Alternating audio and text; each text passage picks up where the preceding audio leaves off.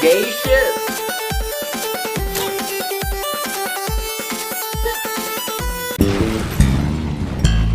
Hello, and welcome everybody to another episode of Hell and Hightails. I am your host, Flashy J.W. Evans, and today I am still with my delightful fiancé, Heather Sherry, also goes by Axel. Today, we are talking about the original book version of Kizumonogatari.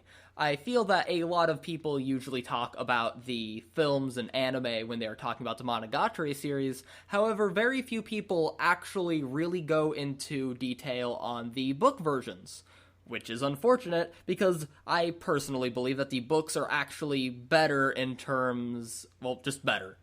Babe! Kizumonogatari. Babe! Kizu, the thing is, I have to admit, first off reading Kizu, it kind of reminded me as if I was kind of watching an episode of the anime, because of, it has very much an unreliable narrator.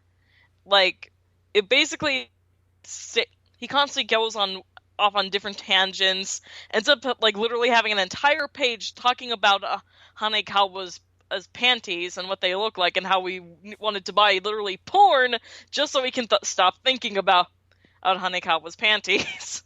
It's really interesting because the anime did the anime and the films, because Kizu obviously was adapted into 3 separate films, but the films did the best job they physically could of adapting everything in the book. I personally do not think there's anything they could have done better to make a better adaptation. However, there are some things that are in the book that are not in the anime, purely because there are some things you can do in a book that they could not do well in the anime.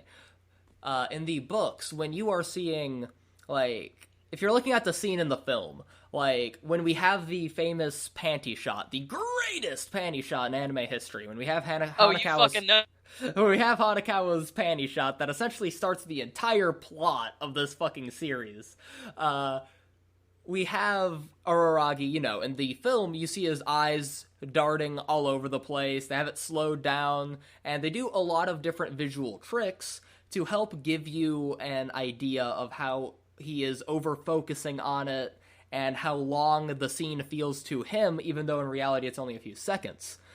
Which is an interesting visual trick that you could only do in a film. And that's an interesting reason to watch the film, because you can't do that in a book. Now, what they do in the book is they give you 2 fucking pages of Araragi going into deep detail of exactly how her panties look and how they are affecting him emotionally and psychologically. And that he wants to basically, and he's just he doesn't know how to feel about this, he just can't help but stare panties. So, it is a very different experience, but a similar enough one. But it is an experience that I personally find funnier, because you still gather that from his perspective, it feels as if it is in slow motion, because you are reading 2 entire pages of a thought of a scene that only lasted 2 seconds in reality. And he is going on and on and on about Hanekawa's fucking panties in this scene, and it is hilarious. I say scene, but in this book. But also in the scene. Yeah, in the film, it was just you just see his eyes darting back and forth and the slow motion and silly music and all of this stuff to give you an idea that in his head he is saying all these things. But in the book, it is all narrated by Araragi, and in the books, you hear or you read every single line of dialogue that goes through this motherfucker's head. So you get to read his inner monologue for 2 fucking pages on Hanekawa's panties, and it is so fucking hilarious. And then, when Hanekawa awkwardly... And this is great, right? Because they describe in great detail how Hanekawa bends over, puts her arms behind her back, closes her ankles together, then hops towards Araragi to then talk to him about it, and then also calls him out on, don't act like you weren't just going on and on for 2 pages about my panties. Like, the amount of fucking fourth wall breaks in this goddamn M series kills me. And the fact is, when I watch, because both of us, we have only read the books, and we've only seen the scenes of the films. We haven't sat down and watched all the films yet, but we've seen scenes of them. Every scene, like, the way, even the awkward way she hops, was literally exactly what I pictured in my head when I read the overly detailed way in which she hops. And a thing that is hilarious in this series is how overly specific and detailed and long-winded every fucking conversation in this is. And you can grasp this in the anime, but it is significantly more impactful when you can physically see in the book how much of a page is just this one sentence.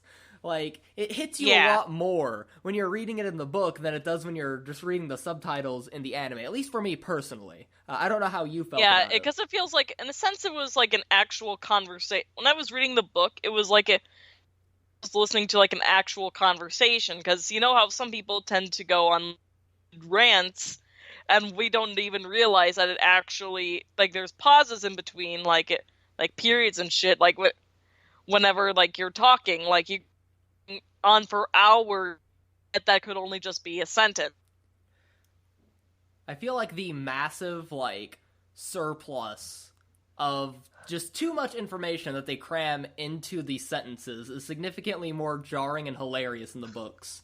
Another interesting thing about the books is they give you, because Araragi is the narrator for a vast majority of the books, and he is the narrator in Kizu, he gives you very little idea of the environments he is in. You don't really know much about, like, you know where he is, but you don't know much about what it looks like, because your narrator is usually more focused on talking about Hanakawa's tits for 5 paragraphs than he is telling you the environment. So you're like, it feels like you are at mercy of Araragi being a shitty narrator for you to get an idea of what is happening.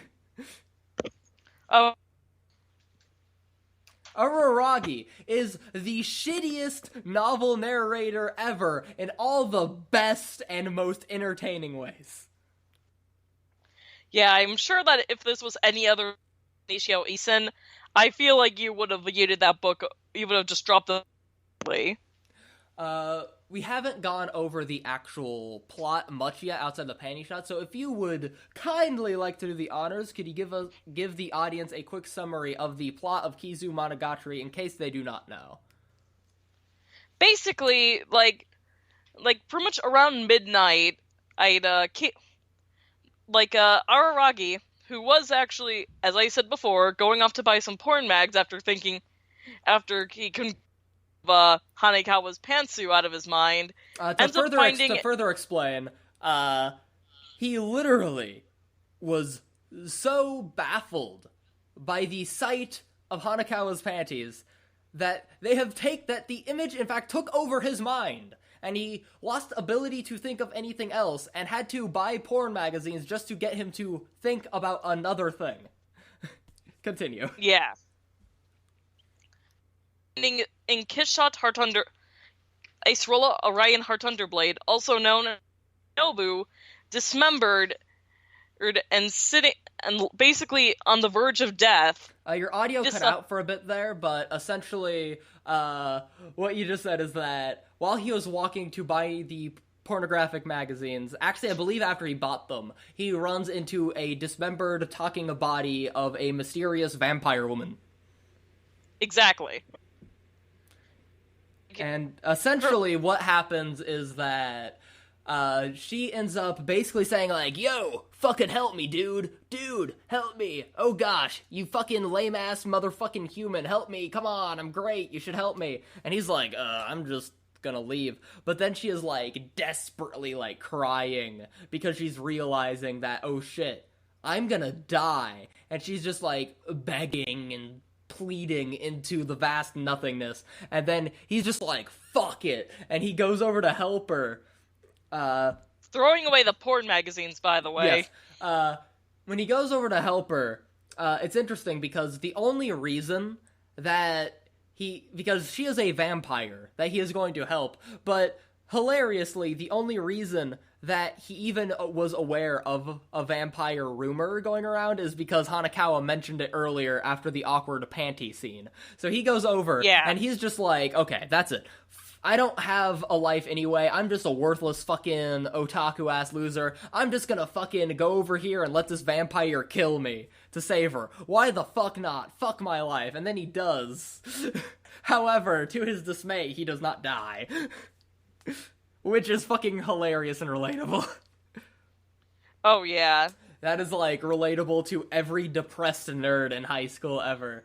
And, he awakes as a vampire, and the story is essentially about him trying to adjust to being a vampire, his awkward friendship with Hanakawa forming, him then trying to gather all of Thunderblade's body parts and limbs from vampire hunters so she can make him human again.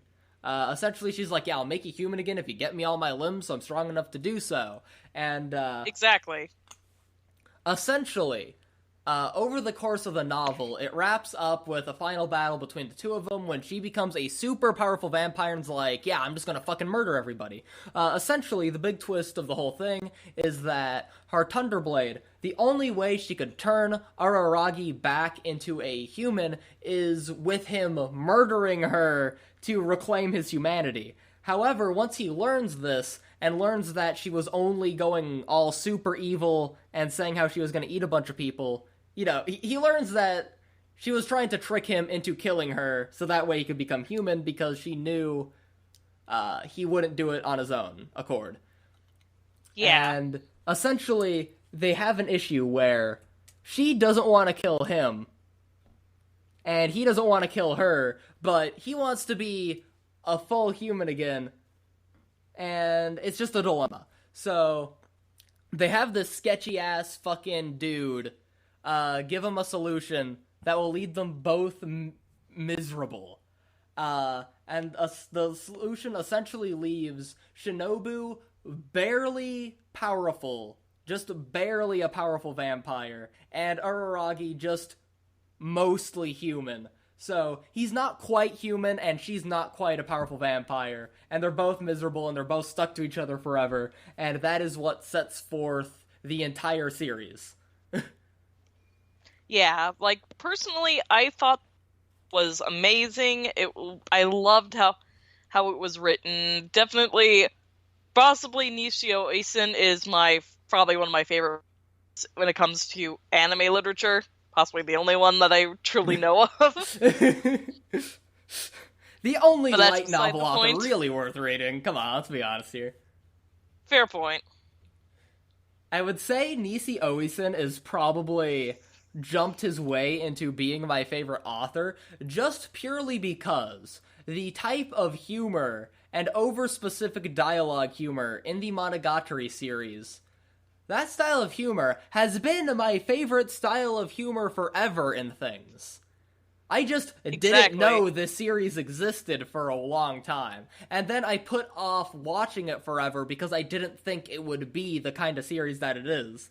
So, this dude just happened to, you know, be all of my favorite things in literature just without me ever knowing he existed. Exactly. And I think, like, let's how go the films, and, like, you can see the definite difference in the quality of the films from the TV series. Like, it looks absolutely gorgeous. Yeah, the film variants are just absolutely gorgeous, and so is the whole series. The whole series, the artistic direction is beautiful. That carries over to the films, except the films have the benefit of being films, and having a very, very, very, very, very long production time, and a very big budget, which allowed them to just make some, probably my favorite looking anime films ever made from what I have watched of them. Of course, that can change once I actually, like, you know, watch the entirety of them, but from what I've seen, it's some of my favorite things I have seen in film. I love the awkward, like, real photorealistic textures they have for some objects that they want to stand out, like, extra. I think it merges in a way that is very odd, but odd in a good way that fits for the setting. Uh, Yeah, and the lighting on it is honestly amazing. Like, be- it seems it's yeah, almost realistic. yeah, a thing that is because the books don't, like I said, Uraragi as a narrator sucks in a good way, but in a way that makes it easier for the film and anime is that he doesn't detail the environments much at all in the books. He doesn't really talk about any of the environments he's in very much, except from very vague ideas. So whenever they adapt any of Nisio Isen's Monogatari books, they essentially are free to go as batshit insane as they want to, because, it was a vague abstraction of an environment that was told in the books. So they can be as ridiculous as they want because he never said that the environment wasn't this way. So Shaft can just give you 50 giant stacks and pyramids of chairs and ladders in the background because Nisio Isen never stated exactly what was in the background. So it lets them have free artistic range, and they use that artistic range in a positive way. Exactly. The series is hilarious.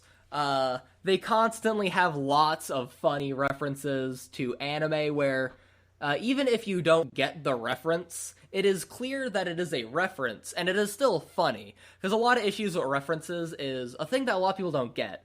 A reference has to be funny even if you don't get the reference. That's why a lot of things that rely on references for all their jokes suck. That's why most references in shows fucking suck, because making a reference isn't funny. Making a joke that is a reference is funny. And what makes the references in the Monogatari series funny is because it's these characters going on overly specific tirades about random bullshit over and over again and derailing. Like, every conversation is derailed by 50 other stupid bullshit conversations that are overly specific nonsense. And because it's such over-specific nonsense that is derailing everything, it comes across as really comical and hilarious. And you can feel the, haphazard quickness that these lines are being blurted out, and it just creates this really comical conversation, even if you don't necessarily get all the anime that are being referenced.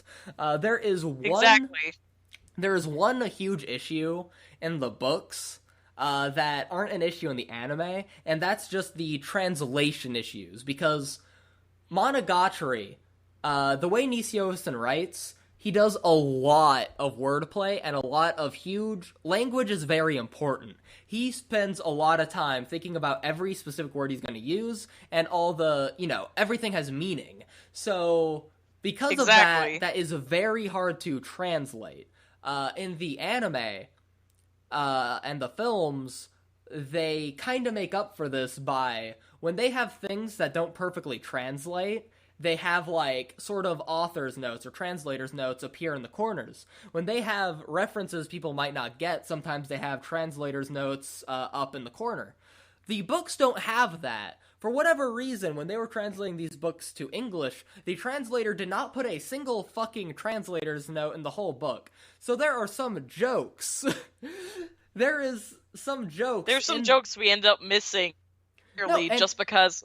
The saving grace is Nisio Isen is so fucking obvious when he's telling a joke that you always know there was a joke there, even when you don't know the joke because the joke just didn't fucking translate at all.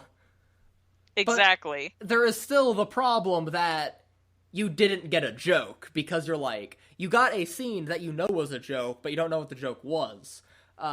Usually, I think that it was so awkward and weird when they are setting up the joke that it was still really funny, just the awkwardness of it, even though I didn't actually get the punchline of the joke. So that at least saved it for me, but that is a huge issue with how all of these novels were translated. They really needed just a bunch of authors, or a bunch of translators' notes in all of them, just to kind of help the reader out.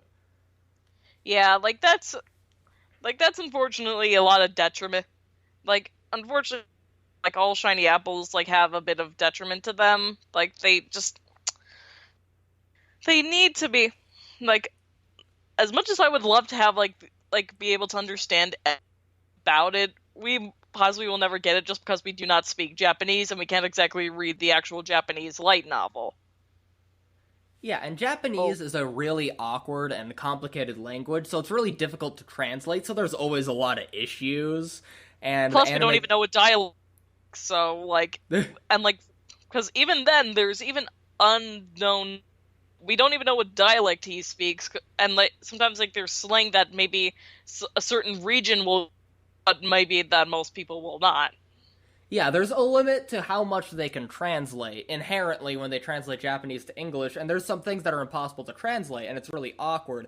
But especially when you have a series like Monogatari that has such an emphasis on dialogue and language, way more than most shows, there is just so many issues that constantly come up with translation that you really have to have translator's notes in this series unless you have a good grasp of Japanese yourself. Gintama is the same way, where Gintama, unless you have a really good knowledge of Japanese and Japanese culture, there's a lot of shit that's going to go over your head unless you have a lot of these translators' notes, and these novels just don't have that.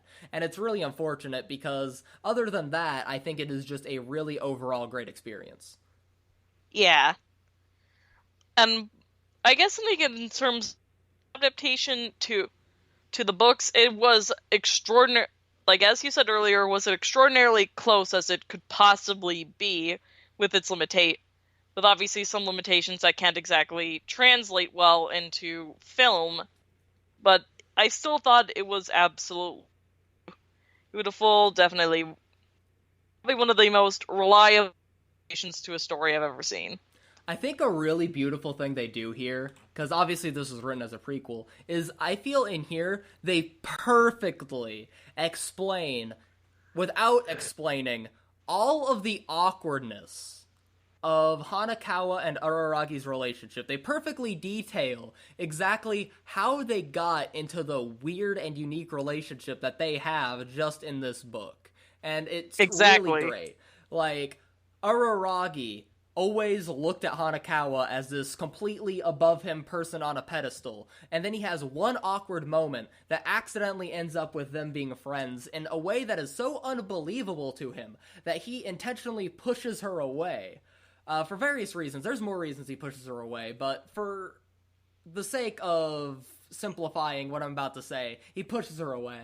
And for Hanakawa, she is so obsessed with trying to be this perfect, outstanding student, and she is so crushed under the weight of expectations for her being this perfect student, and crushed by her terrible at-home life, that she sees Araragi as this weird, mysterious vampire boy, this cool, sexy bad boy, and it's like, she uses him as her escape from her, like, fake perfect life that she's trying to maintain. She sees him as the perfect escape from all this. So it makes perfect sense why she would fall for him, because he's finally the escape she needs from her oppressive, fake, perfect facade she's trying to maintain. And he sees her as this crazy, like, perfect woman on a pedestal, and it makes sense why they were never able to be in a relationship. Because no matter how hard Araragi wanted it and how hard Hanakawa wanted it, Araragi never stopped seeing her as this woman that is above him as a pedestal. He never stopped objectifying her as the perfect lady on a pedestal. And she never stopped seeing him as just a way of escape from her terrible situation.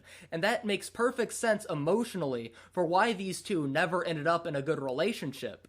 And it makes sense why they were never able to realize each other actually had feelings for each other until it was way too late. It makes perfect sense, but he did it without ever explicitly telling you any of this. There was no line of dialogue specifically saying this in this book, at least not much. There's a little bit later in the series, but it's never hammered in all of this information. But they tell you this perfectly by seeing how they interact when you read this after seeing how they interacted the rest of the series, and I think it is beautiful. Yeah, like, it's just very amazing. Like, It also beautifully characterizes exactly why at the start of Bake, why Shinobu and Aragi are so awkward with each other and sort of hate each other and can't forgive each other, but it also perfectly sums up why they can't separate themselves from each other, both literally and emotionally, why these two feel so permanently tied to each other, even though they don't really know whether they want to be or not. So just everything, Yeah. they somehow, this should be fucking impossible, but this series, in this book, managed to suspend half of this fucking book, having a bullshit segues about anime and manga and stupid references and stupid conversations, but it somehow manages to do that in a way that gives you these detailed dives into these characters and their relationships with each other, and that shit should not be possible. They shouldn't be able to have these crazy otaku bullshit conversations for a whole book and still give you all of these beautiful relationships and all these beautiful psychological dives that they do, but they do it. And that's why I'm in love with this series, despite, problematic nature or, any issues that come up. It's still a beautiful series. Yeah, I guess at first, getting into the series, it might just be confusing at first. I first was watching the series, first confused me so much because of how the story is, but then once you take the time to go and look through it a few times, read the books, actually respect its writing style and how it precedes itself in a sense. I think we've done a good job of covering this one novel specifically, which is all I really want to do in this video. We will continue to cover each season and each film in the series on its own, because this is one of my favorite series, and I just really want to give it the credit it deserves. So every single book and anime season will get its own separate podcast about it. But before I close this episode, Heather, do you have any other last closing statements before we end off here? Well, if for anyone who really loves the Monogatari series, definitely I recommend reading the books and not just watching the anime, just because, in a sense, there's some things that you could miss watching that didn't translate well for, you know? Your audio cut out a lot there in that sense, so I'm just going to sum it up quick for the people listening. She essentially said that she feels it is really good for you to read the books if you're a fan of the anime and films, because there are a lot of things in the books that simply were not adapted or were not adapted the same, purely because they are different mediums. So regardless of which one you're into, it is very imperative that you get into the others, because both the books and the anime give you different perspectives on it. They both use the medium they are in to make the story better. They both take advantages of everything that is unique to their medium. So I think there is a lot to gain from both reading and watching the series.